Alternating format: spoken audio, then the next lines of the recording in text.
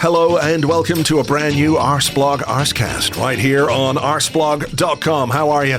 Hope you're well. Thank you very much indeed, as always, for being here. Chances are this morning you're feeling a little disappointed, disheartened, frustrated after Arsenal lost 2-0 to Newcastle in the first leg of our Carabao Cup semi-final at the Emirates last night. Perfectly reasonable feelings to have, I would say. It's not quite the same old story, but it's definitely a familiar story where we don't make the most of the chances that we have, and the opposition, by virtue of good fortune, good finishing, or more quality up front, as I think is very much the case with last night's game, get the goals that help them win the game. And we're left the morning after with lots of questions about what we have, what we don't have, what we don't use, why this kind of in-game scenario where we struggle to break down a team that plays with a low block, whether that's at 0-0 or 2-0 down, is such an issue for us. Creativity, goal scoring, being clinical, all of those things.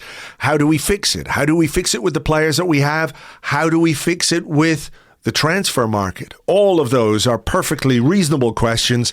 So we're going to get into that. And I'm not saying we're going to provide all the solutions, but we're going to have a good conversation about it all. And with me to do that from the Chronicles of a Gooner podcast, it's Harry Symeou. Harry, how are you? I'm good, Andrew. I've been better. A little bit disappointed with what we saw last night. But yeah, generally quite good. So I can't complain. How about yourself? Yeah, generally okay. But like you, disappointed with last night, frustrated a bit with last night. Because I think where we should start with this, right, is how seriously Mikel Arteta took this game. Because, well, obviously it's a semi-final. You're playing difficult opposition who've been in good form, but at the same time it is the Carabao Cup, and there's generally been a bit of rotation, even when you get to the latter stages of this tournament.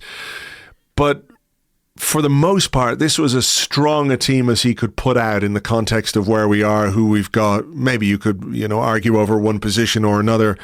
But generally speaking, this was a pretty strong team that he decided to go with. And to have come away from this game with a mountain to climb is disappointing.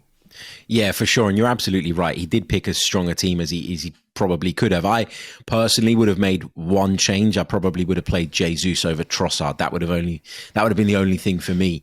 But generally speaking, he went for it. He gave it a good go. And that's what I think a lot of us wanted as supporters. It's a semi-final, as you say. And when you get this far in a competition, for me, you've got to go on and win it. And I think in the kind of context of Arsenal, it's even more important because this is a team that we've lauded over the last couple of years, having taken sort of big strides forward, having developed, having improved.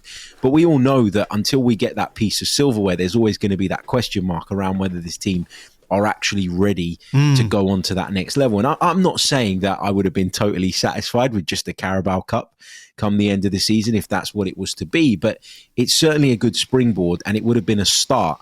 And it feels like we've progressed so much, but we've hit a bit of a ceiling now. And I agree that, there's injury problems, there's illness. We've had some real rotten luck this season. Some of the calls that have gone against us, it feels like we dominate games. Other teams have one or two chances, manage to stick them in the back of the net, and we're left sort of with egg on our faces. But in terms of the team, as you say, I can't have any complaints about how strong and how seriously Mikel Arteta took it. Yeah, you said something there that I was probably going to come to in a few minutes, but I think it's worth exploring now. This sense maybe that the team has hit a bit of a ceiling or has stagnated a little bit or has hit a wall.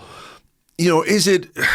Some people will think, okay, we've hit this period and it's going to be downhill from here on in. You might look at it the other way and say, we've come to not necessarily the end of what this team can do, but a point where we have stretched the limits, let's say, of what these players are capable of doing, in terms of quality, in terms of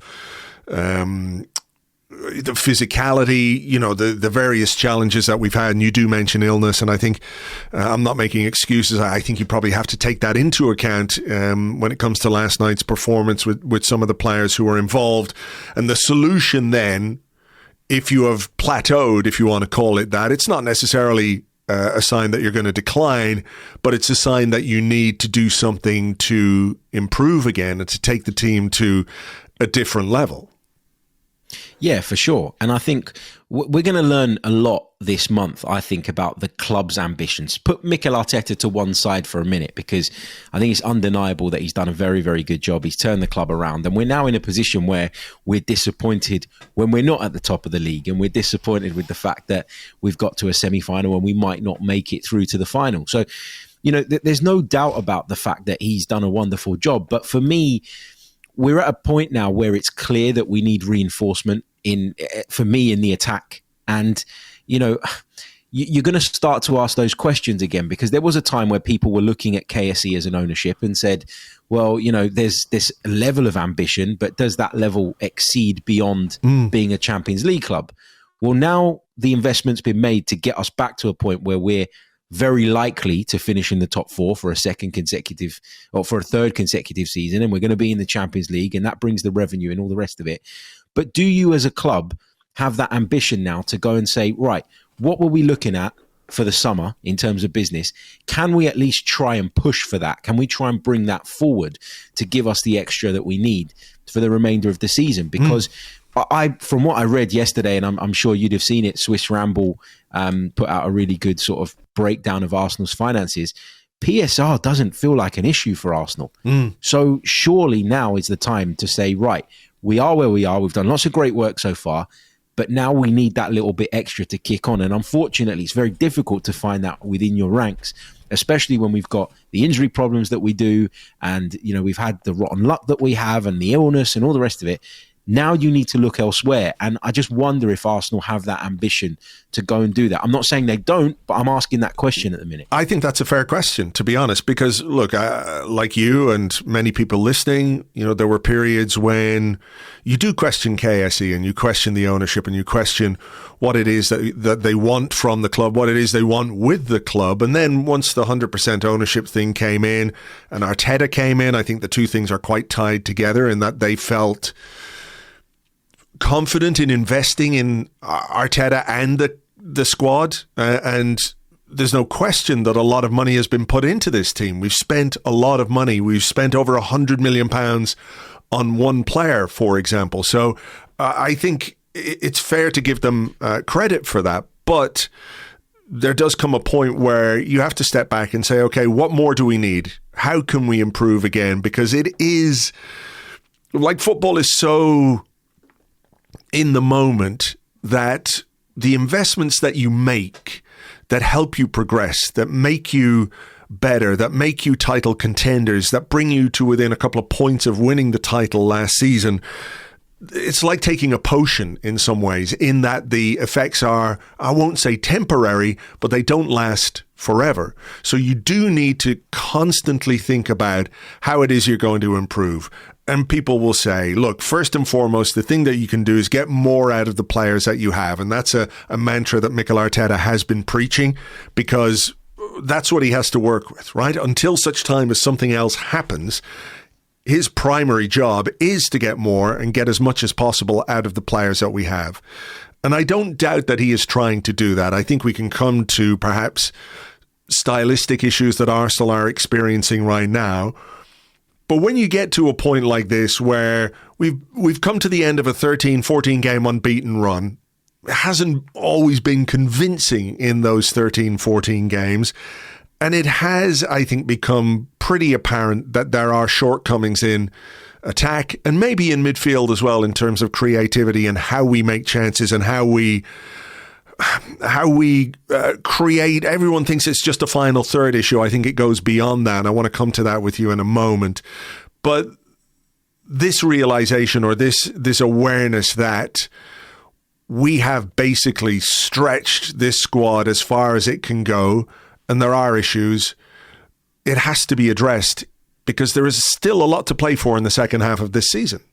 Yeah, absolutely. Just a few days ago, I was sitting on a podcast saying, like, people need to kind of zoom out and look at the bigger picture. This was after the Brighton game, because people were talking as if the title race was completely dead. And look, we're not in a great position, let's be honest about that. And we're chasing a side that at the minute aren't showing too many signs of falling away. So I understand the pessimism around that. But there was this semi-final, there is the Champions League, there is the FA Cup still, and there's a lot to play for this season, and that's why I'm so desperate for Arsenal to go and do something that can just get us back on track and prevent the fall away. Because we talk about Mikel Arteta's attack a lot, and people will always point to the fact that he signed Kai Havertz, and they'll say, well, we should have gone and got that killer striker, the out-and-out striker. For me, this isn't a Kai Havertz conversation. This is a conversation about the broader attack. And yes, we know that Mikel Arteta has built an attack with the idea of a collective in mind. It's not about funneling the play through one man. It's not about being over-reliant on one particular player. It's about trying to extract a really good level out of multiple players and trying to be, as a unit, very, very effective. And we did it the season before last. We did it at points last season as well. It really clicked in the second half of the campaign. But now we're seeing 4, 5, even 6 players level all dropping off at the same time. You can't legislate for that really, but when you're lacking that kind of killer attacker in the final third, and our one this season was Bukayo Saka, and we're without him now, I think you have to act. And people will say, well, it's January and it's not that easy and you can't always go and get who you want, and I agree with that, but you can't tell me there isn't a player out there that Arsenal can attain that would that wouldn't improve this side. Like, there is got to be someone, and it just feels really frustrating at the minute because we talk so much about domination and control, and we see that in so many ways. But then when it comes to applying the finishing touch, it is missing at the moment. And that's not to say Martinelli, for instance, will never recover, or Havertz will never recover, or Trossard will never rediscover the form he showed previously. But it's too many players dropping off at once, and therefore the solution does not lie within the squad anymore. Yes, that's true. I think we can come back to this and what we might do, but sort of very simple analysis, let's say, of last night might well be that when you have top quality up front, you give yourself a better chance of winning games like this. And look, for Newcastle, Alexander Isak is that guy. He is absolutely top quality. He's in great form at this moment in time. The argument about, like, well, what if we had Saka and they didn't have Isak? I think it would be an easier game for Arsenal, but that's not what we had to deal with, right? So that as a kind of, not a message, but something to take away from this game before we get into the nuts and bolts of performance and the incidents and everything else, it is in the context of where we are and what we've just talked about, and the concerns I think that many fans have about how we attack, what we're capable of in attack, even when we're dominating a game as we did, and I'll dig up some stats now in a moment to show that, what we're capable of in attack versus what that extra sprinkle of stardust, if you want to call it that, can bring you, was never more evident than in yesterday's game, because Isak scored one, was instrumental in the second goal, and that ultimately was the difference between the two sides on the night. We didn't take the chances that we had. They have a guy who takes his chances and makes things happen for others, and is doing so to a very high level at this moment in time. Absolutely. But it's important to note as well, like, games like last night, they can happen. Like, even if you have your Alexander Isak and you have your top talents in that final third, it can happen. Happens to everybody at one point or another. The problem is with Arsenal is that it's happening too frequently at the minute. And I asked Mikel Arteta last night in the radio interview, you've talked about domination, because he mentioned it again, control, domination, the fact that we should have won the game. But this is, multiple times now this season where you're saying that post-match, but are you not starting to be a little bit concerned by the fact that it's the same old story? He completely dodged the question, which I expected, and he talked about, we have to do better and all the rest of it. And he kept it really, really generic. But I think, like, when you have those players in attack, then obviously it happens less frequently. But my issue with the Arsenal forward line right now, and the point I'm trying to make, is that this is something that's been going on for a while. We come away from so many games talking about possession, talking about field tilt, XG, all the rest of it, how little XG we conceded. But ultimately, we're not always producing the results that come with that. So something is missing. The chain is broken somewhere. If you look at Arsenal in the middle third, they're brilliant. But you look defensively last night, and that's not always been the case, but last night we were lacking. And then if you look in the final third, the creativity was there, I would argue, last night at least, but the finishing touch evaded us. And somewhere along the line, there is a link missing. And I just feel like we're at the point, I know we keep labouring the point, but it's not within the group that we can fix that. I just don't see that. Right, we'll come back to that. So let's just get into the game itself a little bit. For all the talk of lack of cutting edge and lack of creativity, I don't think it's unfair to say that Arsenal should have been ahead in this game before Newcastle scored the goal that they did. I think the Jurriën Timber header after about 13, 14 minutes, I think he's got to score from 2 yards out. He's got to put that in the back of the net. I know the timing of his jump probably wasn't brilliant, but that's the job. You got to time your jump better. It's kind of more difficult to miss from there, from where he was. And then there was that Gabriel Martinelli chance, which I think is worth exploring because it's so... It feels kind of like the antithesis of the football that we're playing at this moment in time. I don't know how many people I've spoken to, and I'm sure you've had these conversations as well with your mates and on the podcast about how there is a sort of, we're a little bit pedestrian at times. Mm-hmm. A big bugbear that I have at this moment in time is how quickly we allow the opposition to get set and reset by taking too many touches. I think our central midfielders are guilty of it. I think our central defenders are guilty of it.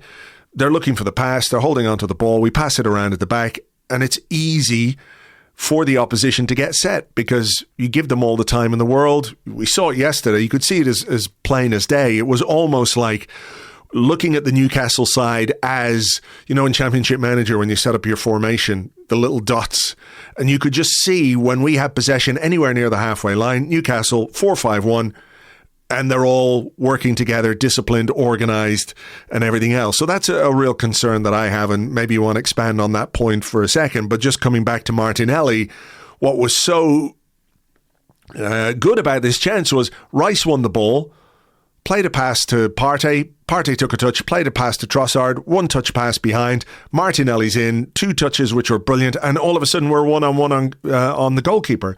I think we should score that chance. I know it's unlucky, if you want to call it that it comes back off the post, but I think when you put yourself in a position like that, you've got to take that opportunity and make it 1-0 to Arsenal. Therefore, the context, the dynamic of the game changes. So what's your view on that chance, and also how the way we use that transition moment, rather than keep possession, rather than reset ourselves and give the opposition a chance to reset, we did things more quickly and created what was probably our best chance of the game? Yeah, I mean, it's one of the old cliches, isn't it? But one-touch football can move you forward much, much quicker. And that was... Look, it's interesting because I'm not saying that you're doing this, Andrew, but when I've spoken to people sort of after the game last night and this morning, there seems to be a lot of focus on that Martinelli chance, which I think rightly so, because it was a really nice move and it's a shame that it wasn't finished off. But for me, just quickly going back to the Timber one, that was the one. That was a much easier chance than the one that Gabriel Martinelli ended up missing. And because I think there's this narrative that's developed around Gabriel Martinelli, question marks around whether or not he's got what it takes to play at the highest level, whether he's contributing enough in terms of goals and in terms of his output. I think that gets focused on a little bit more. But that move was excellent. And what I really loved about Martinelli's involvement in that was the way that when the play was developing, he sensed from the left-hand side that there was a space that he could run into. And that's when Martinelli's at his best, when he gets his head down, doesn't think a great deal, and just moves for the space. And you watch the first touch that he takes to kind of just knock it far enough away from the centre half to turn on the burners and completely escape from him. And again, that feels instinctive to me. And that's when Martinelli does his best work. So it was unlucky. He should do better, of course. But I was more frustrated with the Timber one and some of the other opportunities that came our way in the second half, where there was just a real lack of technical quality on show. And you know, we can't be blaming the ball, can we? No, we can't blame the ball. Like, he was asked about it and he said, you know, it's a different ball. I think he was more clear that we weren't clinical enough. I don't think he was blaming the ball. I think it was just an honest answer to a question. But do you think maybe there's more focus on that Martinelli miss than the Timber miss because it was from open play? And that has been part of the discussion around this Arsenal team. Like, if Timber heads that in, everyone's singing the set piece again, Ole Ole song. Whereas this idea, which I don't think is unreasonable, that Arsenal maybe don't quite create enough from open play, when you miss that chance, it's sort of more notable, if you like. Even though I agree with you, I think the Timber one is much more of an opportunity than the Martinelli one. I think Timber just has to score. Yeah, I think everybody's sort of craving and longing to see Arsenal score a really nice open play goal where they rip through the opposition and catch someone on the transition, because you know, unfortunately, when you're in the position that we're in, when you're competing at the top end, teams tend to come against you and sit back and play with a low block. There were times when Newcastle were playing with 2 banks of 5. And Anthony Gordon sort of alluded to that as well after the game. So, you know, they knew what their plan was. And the worst thing that Arsenal could possibly do in this game was go behind. Because, you know, we've developed a bit of a rivalry with Newcastle under Eddie Howe. We know what they're about. People call us Dark Arts FC. They give as good as they get. And they're probably just as, if not more, streetwise in a lot of ways. And giving them the upper hand and essentially going back to the chances, failing to take that lead ourselves is ultimately what was our undoing. Like, the nature of the goals we conceded wasn't great, obviously, but the minute you sort of spurn the opportunity to really put them up against the wall and then demand that they come out at you, it is where the game was kind of lost for me. Yeah, because I think, to be fair, Newcastle played well. They pressed high, they made it difficult for us. They have good players in good form at this moment in time. But what was maybe most frustrating about the goal that we conceded was that I think from about 25 minutes onwards, we started to change the momentum. I think we shifted the momentum of the game and we were playing it a lot more in their half. I mentioned that Martinelli chance as well. A few minutes later, though, it's a free kick to Newcastle on the halfway line. I mean, this is kind of Route 1 stuff that really should be meat and drink for our defenders. I think it's Saliba maybe who misses the header on the edge of the box. There's a touch of good fortune perhaps for Newcastle in that the ball rebounds into the path of Isak very nicely. But Martin Odegaard is not in the right position defensively. I know they were talking about this on TV as well a bit. I would also question why Martin Odegaard was the guy tasked with marking Alexander Isak, but he gets it all wrong. He's at 6s and 7s. He's the wrong side of him for a start, which I think maybe a natural defender would be much more aware of than Odegaard, even though I think, you know, it's a fairly basic thing for any player. And he puts himself in a position where Isak can take control. There's a little push on Odegaard. I don't really have a big problem with that. I think it's more a consequence of just bad organisation, bad defensive positioning, and we got found out. And when he gets a chance like that in front of goal, he's not going to miss at the moment, is he? Yeah, no, he's not. And you're right to highlight the defending and Odegaard's role in particular. I was really, really disappointed when I saw it back because, as you mentioned, there was a little push, but you know, the way that we go about set pieces, and we've lauded the team for going about set pieces, I feel like I'd be a bit of a hypocrite now if I sat there and sort of made a mountain out of that little shove in the back of Martin Odegaard. He's got to be stronger. He's got to know where Isak is positioned better, and he's got to react to the situation. And I think it's the classic case of really failing to deal with the second ball, essentially. Now, it was inadvertent that the ball found its way to Alexander Isak. There's no doubt about that. But to have that striker knowing that he needs to be in and around that area in the event that something drops, and then having the quality and the composure in a game of that magnitude to stick it in the back of the net is something that we're missing at the moment, you know. And again, it's not about comparing Isak to Havertz. It's not solely about Havertz. I get wound up when people sort of bang on about Kai Havertz as if he's the root of all our problems. But, you know, there was a difference. And I did feel, and I don't know what you thought about this, after the game when Mikel Arteta was asked about Alexander Isak in the press conference, his comments felt like a bit of a message to me. It felt like he was trying to make the point that, maybe, just maybe, he's not been backed in the way he wanted in the attacking area of the pitch because, I'm sure we're going to talk about certain individuals later, but nobody's going to convince me, Andrew, that going into the summer window, Mikel Arteta's priority in attack was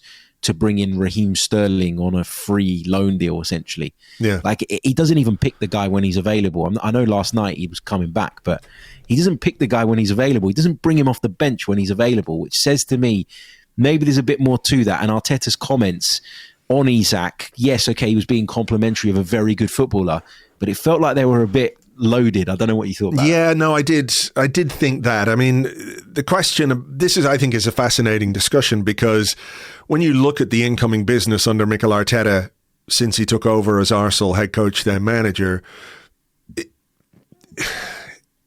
looks like there's far more priority given to defensive signings, midfield signings, goalkeepers. We've spent a fortune on all those, but not spent as much as you would expect in attack.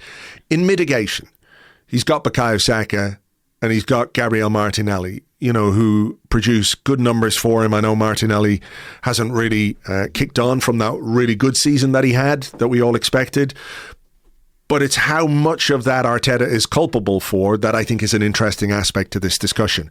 I think that comment about having top quality up front, this is what, can win you games, I think it was a bit of a message. I was texting James last night. We were talking during the game and I was going, I wonder, will he bring Sterling off the bench here? Or will he keep him on the bench as another kind of a message to say, I'm desperate for a goal and I'm not using this guy. And that's happened more than once. And I don't mean this to be like a massive criticism of Raheem Sterling himself on a personal level. But I think what we've seen this season is a number of games when Arsenal have been absolutely desperate for a goal, whether it's an equaliser or a winner, or even a goal last night, which I think would have made the second leg, given us, I don't want to say a lifeline, but 2-1 is a lot easier to deal with than 2-0 when you're going away from home in a second leg. So any goal yesterday from anyone in any fashion would have been really, really useful for Arsenal. And Sterling doesn't get off the bench again. And to me, that's a message. That's saying, I really, really needed a goal and I didn't use this guy. He is not a viable option for me. And I know he's just back from a knee injury, but he's on the bench. He's available. You could use him if you want. And I think the way he has used Sterling over this season tells you he does not view him as a credible, viable option for his team in most circumstances. There have been some games when Sterling has played, of course. So if you are carrying somebody in your squad like that who is not just there, who shouldn't be there to make up the numbers, who you need somebody in that context who can come off the bench and give you something. So that felt to me like a message on top of what you've already said there. Yeah, absolutely. Absolutely. And, it's not the first time that he's turned to Alexander Zinchenko, for instance, before he's turned to Raheem Sterling, hoping that it'll bring that spark from a slightly deeper area in the pitch. And, we've all got our opinions, I think, on Zinchenko defensively, but there's no doubt about it. He's a very technically gifted footballer and he can unpick defenses and he can give you a bit of something on that left-hand side. But that's besides the point. The point is that if he's being brought on when you need a goal before Raheem Sterling, then that is another layer to this message that we're talking about. I mean, how obvious does it need to be made? I find it very, very difficult to believe that a manager like Mikel Arteta, who's set the bar so high, who was willing to push the club into spending sort of 100+ million on Declan Rice, who was willing to really make the case for Mikel Merino, for instance, as well, even though from what we read, the club were not totally convinced that that was a worthwhile investment given the stage of his career he's at, etc. I just find it very difficult to believe that he looked around the market in the summer and went, I can't really see any option here I tell you what, go and get me my old mate Raheem Sterling on a free, on a loan essentially, where we're paying very little wages, and that will satisfy me. It just doesn't feel like that was the case. No, exactly. In the last seconds of the transfer window, that is not a well planned out transfer window. And look, the schedule might play a part in this. Some players' injuries or workload or whatever might play a part in this, but none of the three signings in the summer got off the bench last night. Calafiori, Marino and Sterling stayed on the bench in a big cup tie at home. I don't know what exactly to read into that, but it's hard not to notice it, you know? Yeah. Let's talk about the second goal then.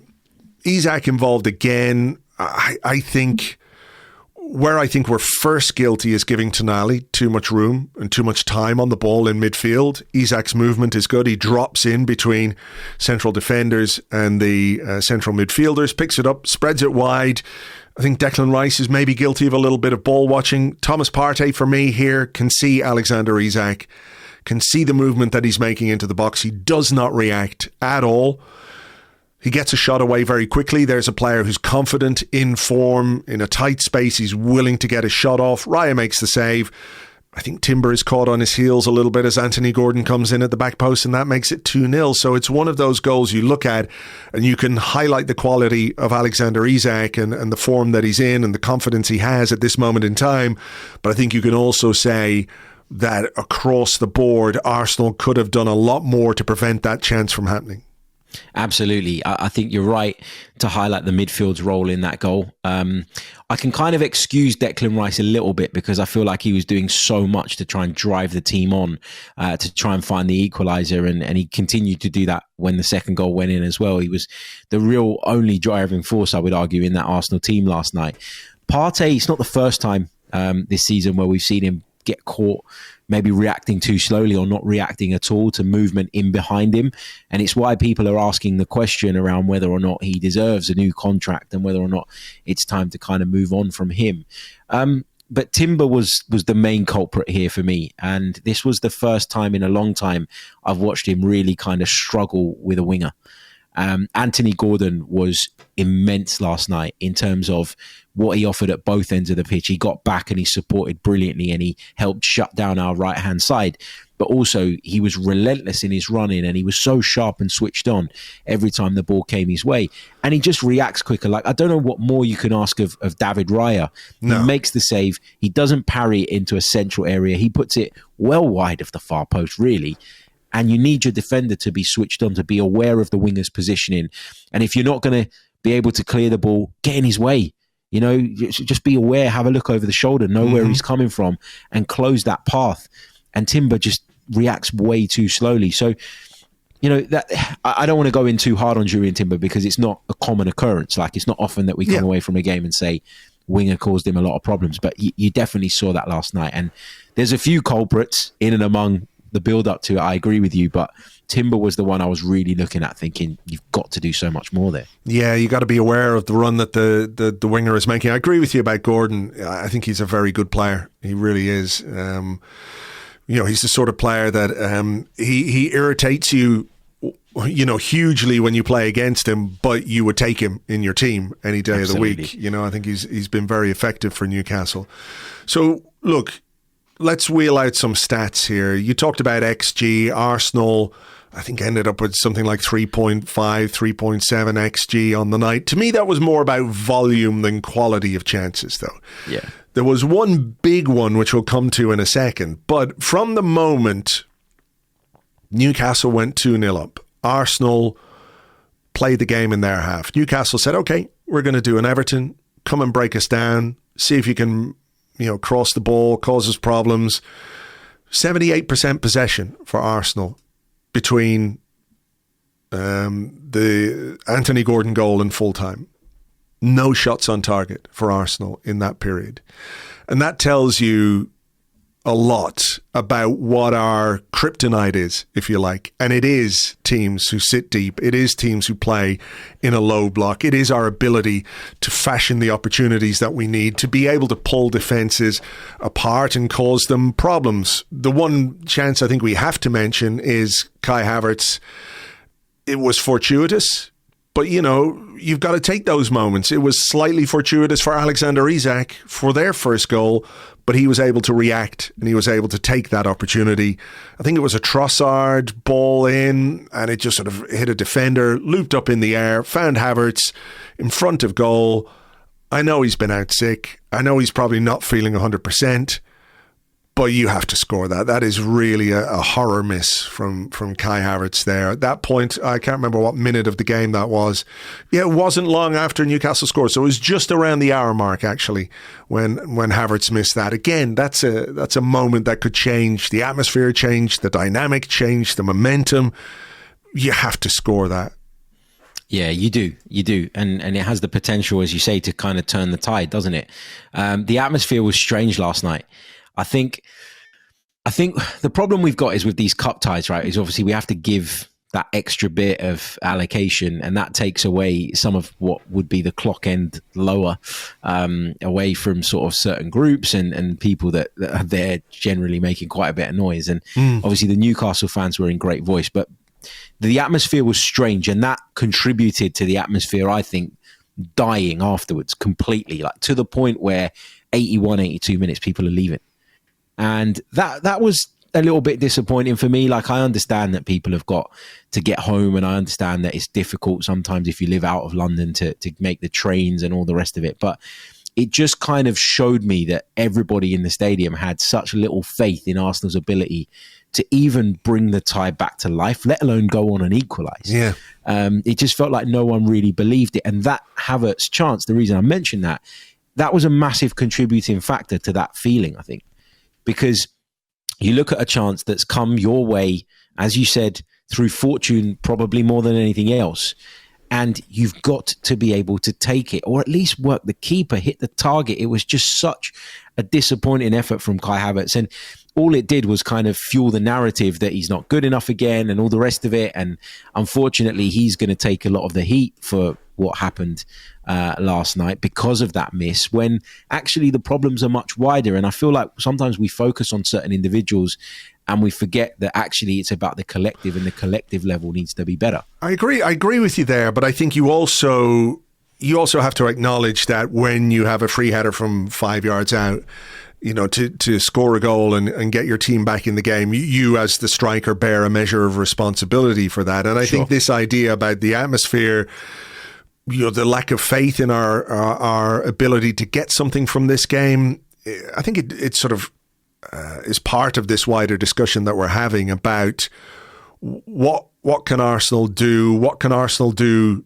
differently when we face a team that's playing like this? And, if it's a 0-0 game, then it's a very different dynamic. It is a different atmosphere. When you're 2-0 down, there's a sense of like, oh, well, we could huff and puff and be here all day, and we're not really going to get anything from this. So it's up to the players to deliver the moments which can get the crowd back on side. I know in an ideal world, it's this beautiful symbiotic relationship where it's not going well for Arsenal. The crowd, rises one to get behind the team and become the 12th man, and all of a sudden we score a goal. But primarily, I think it is about how fans react to what players do on the pitch. And it's that idea, for example, that we've seen this story play out with a little too much frequency over the course of this season, that I'm not blaming anybody for feeling a bit like,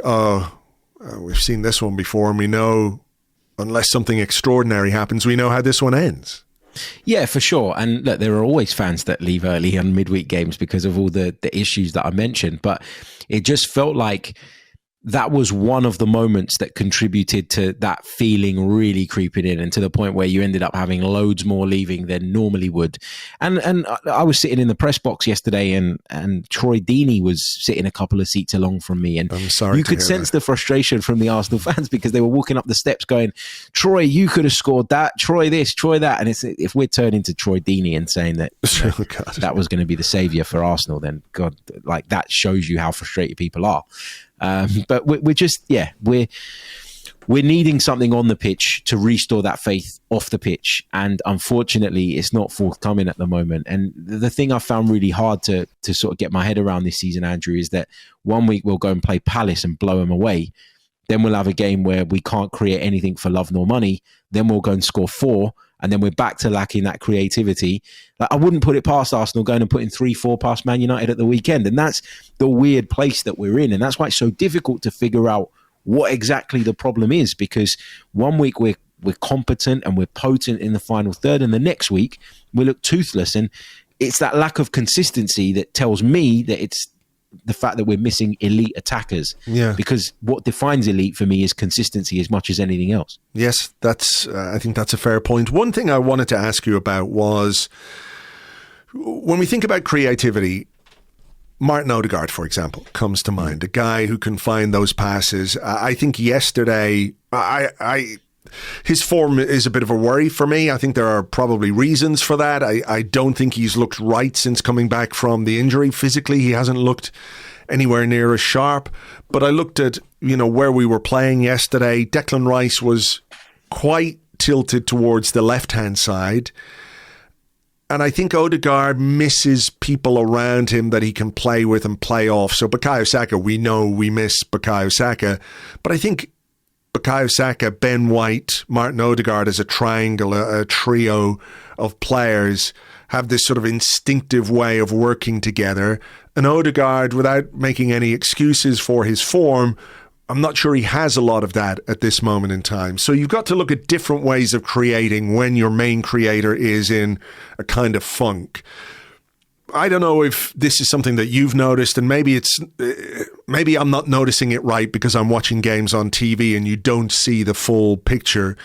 But quite a lot, let's say, when we have the ball at the back between the centre halves, or indeed when we've shifted it from a centre half to a central midfielder, I do see Arsenal players further forward looking to make runs in behind, and the pass from deep very, very rarely takes place. There was one from Partey to Martinelli yesterday. There was one a few weeks ago, if you remember. I think it was Gabriel played a really good pass to, again, could have been Martinelli or Trossard down the left-hand side. I can't remember. But when we think about ways of doing things a bit differently, and when we think about how we can create, is that an aspect that we can improve on? Moving the ball more quickly from, let's say, central midfield in our own half into the opposition half in behind, because the only player who really seems to play that pass with any frequency is David Raya, where he will actually look for that long diagonal for the right winger, the left winger.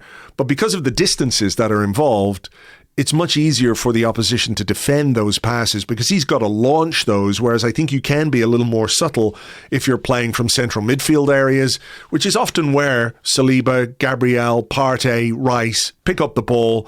The opposition are playing and the runs are happening, but the passes aren't finding those players. Yeah, I think I said this on my podcast a few weeks ago. I think it was after the Everton game that I believe that in our pursuit of total control, in terms of keeping the ball, having all of the ball, limiting the opposition to A, having it, and B, creating anything with it, we've sort of coached out. And when I said the phrase coached out, a lot of people took issue with that, but it feels like we've coached out the spontaneity that allows players to make those passes, to quickly spot something and have that freedom in your mind that says, I can take that risk and I can play that pass. And so everything takes that a little bit longer. It sounds like really basic analysis, but sometimes it is as simple as working the ball into the feet of your attackers or into channels for them to run into early, before people have set themselves, before people have figured out what your intention is. And that little bit of an advantage can make the world of difference. And I think you're right. I think the creativity thing, it comes from all over the team. It's not like we look at Martin Odegaard. There's no doubt, as you say, that he's not playing anywhere near the level we know he can. I don't think he was helped yesterday by the fact that Trossard was playing on the right. Martinelli will make those runs that little bit sooner, whereas Trossard's happier, I think, to receive it to feet. And I think that made a difference. When Odegaard was receiving the ball, looking to his right, he couldn't pop it off into the channel or in behind the fullback because Trossard wasn't making that run. It's not a criticism of him, it's just not his game.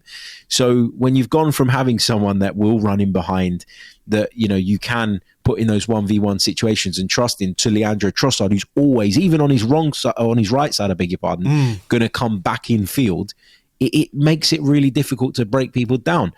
I don't think we have enough of those progressive passes from the midfielders. I think the centre halves, for me, I don't know what you think about this, have way too much of the ball. Yes. And I know that's partly because that's where we're allowed to have the ball, but we have to find a way of getting the more creative minds on the ball earlier. Saliba and Gabriel taking 3 or 4 touches and then squaring it to one another and then getting it back and then doing the same thing again. It boosts up that possession stat if you want to look at the match facts, but it doesn't actually amount to anything. So it is a problem for us. There's no doubt about that. Oh, I agree with that. I think pace is an issue for this Arsenal team, and I think there's an idea that pace just means a guy who can run really fast down the wing. I think pace is multifactored in football these days. Yes, if you have somebody who's really quick, as Gabriel Martinelli showed yesterday, if you can play the right pass to him, he can leave defenders for dust and get in and, hopefully do better with his chance from next time. But pace of how quickly do you make the pass? How hard do you pass the ball in order to give your teammate the opportunity? Let's say, I'm standing and I get the ball quickly enough that I can move outside the player and take the ball on, rather than by the time the ball arrives to me, that lane is cut off and I've got to come back inside and recycle the play. I think pace of passing and how hard we hit the ball. And the other thing is just pace of movement. There was one really nice bit of play in the second half last night, and I know it'll probably have got lost in the sort of general doom and gloom, but Martinelli made a run into the box which stretched the Newcastle defence. We found him with a nice pass. He came in from his side over towards the right-hand side, moved quickly. I'm not sure that anything really came of it, but it's nice movement and it gives the opposition different things to think about. And I just feel like we are a bit heavy-legged. That could be part of the schedule, could be all the things that we've talked about previously, but there just isn't quite enough pace of movement from this Arsenal team. Like there was a point in the first half as well where Newcastle were pressing really high and we had the ball on the right-hand side. I think it was Timber. We didn't really have a passing option other than to maybe go backwards again and recycle. But Declan Rice put the afterburners on, as much as afterburners are a thing for Declan Rice, but he sprinted across to Timber to be able to receive a pass and play it, and we actually had a little bit of progression from that. So those aspects of how we play, I think are interesting to me, because until such time as somebody new arrives, those are the things that we can manage. Those are the things that we are in control of. And those are the things that Arteta can work on the training ground to get a bit more out of the players that he has available to him. Yeah, absolutely. And I think as well, like we talk about predictability and so in terms of our patterns, and that's what makes it easy to defend against us, I guess. But I do think I'm going to contradict myself a little bit here, but I do feel like sometimes predictability isn't the worst thing as long as you utilize it right. And what I mean by that is, for instance, there were a few occasions, certainly in the second half, I thought, where Martinelli was getting the ball on the left-hand side. So instead of Arsenal going down the right, which they always do, they were starting to play more on the left-hand side. Rice would pick it up, drive through, and he'd send it out to Martinelli on the left-hand side. And I think I counted 3 or 4 occasions where he just knocked the ball on the outside of Livramento, turned on the burners, gets to the byline and digs out some sort of cross. Now, was it always the best quality delivery? No. But on a couple of occasions, something could have come of it. And I think sometimes what we do is in our, again, I say pursuit of control and dominance, we're thinking, move the ball right, move the ball back left, get it back right, get it into the center. And it's really slow and it's predictable. But sometimes if you know that there's a weakness in a team, we've seen it done to us so many times. We saw it done to us lots when Zinchenko, for instance, was playing left back. You know that player is the weak link. Keep taking him on. Keep doing it. Be relentless in your approach. That's what made Martinelli stand out in the early stages of his career, the fact that he was relentless in his nature. And if he went at you 10 times, he'd probably beat you 5 or 6 of them. And at some point, he's going to make something happen. So again, like we talk about being too predictable, sometimes I think you do need to focus on an area of attack rather than getting it to Martinelli, put your foot on it, roll it inside to Rice, put your foot on it, square it to Partey, put your foot on it, out to the right-hand side and then back into the middle again. Yeah. Sometimes find that weakness and go at it. And I don't feel like Arsenal have that aggression anymore in the way they attack. Yeah, we're a bit too far from the second leg to talk about that game in any meaningful, consequential way, but I think it is going to be extremely difficult for Arsenal. I think this is a really bad result that's going to be extraordinarily hard to overcome. Look, anything can happen in a cup semi-final. They could have a player sent off. That's the most ludicrous thing I think I've ever said, actually. But, something can go your way and the game can change. Arteta's message is it's only half time. That's kind of what he's got to say publicly. He can't say anything other than that. He can't say, well, that's it now. But privately, he must know that this is a very, very damaging result for our hopes of getting to the final. Absolutely. We're going to go up there. We know what we're going to face, right? There's no onus on Newcastle United now to come out and take the game to us. Therefore, all the issues we've been discussing about breaking down low blocks, they're probably going to be on display again. I expect us to go there and have the lion's share of the ball, but without really that penetration that we're going to need in order to turn this tie around. Then, for me, I don't want to be Mr. Negative, but I've been called toxic positive in the past as well. So I'm trying to find that thing in between, right? But I give us very slim chances now of making it through to the final. And that's a shame. I didn't want to be in that position, obviously, going into the second leg. I never ever was under the illusion, by the way, that the tie was going to be done in our favour in the first leg, because St James's Park is notoriously a very difficult place to go. But it just feels to me like the damage is done now. And, maybe we go into the game in about a month's time in a rich vein of form where everything's looking a lot more positive, where the outlook feels a lot better, in which case we're a good enough side to win by 2 goals. But right now, in our current state, it's kind of difficult to see that.